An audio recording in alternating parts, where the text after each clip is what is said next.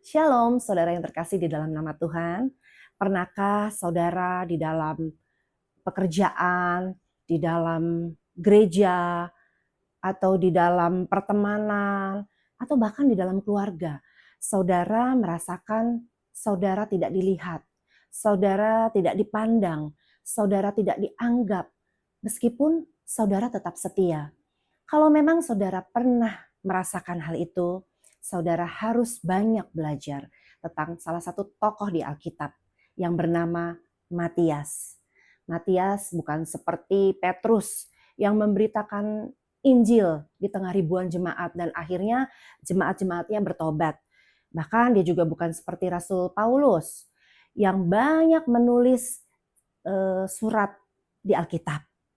Tapi Tuhan memilih dia untuk menggantikan Yudas Iskariot sebagai rasul.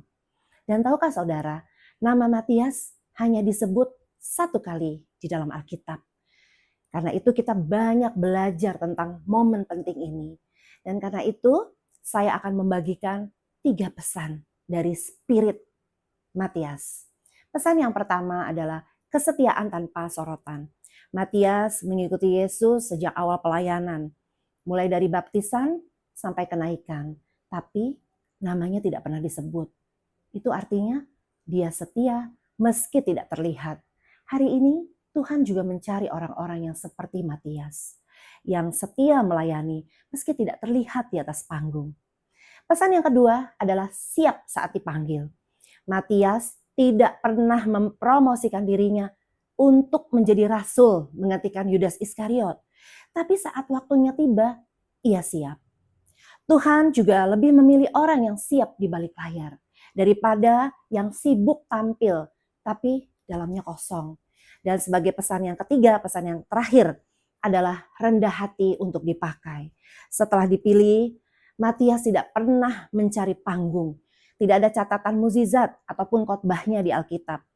Namun berdasarkan peran sebagai rasul, kita dapat menyimpulkan bahwa Matias juga diberikan tugas yang sama seperti rasul lainnya, yaitu untuk memberitakan saksi Kristus dan memberitakan Injil.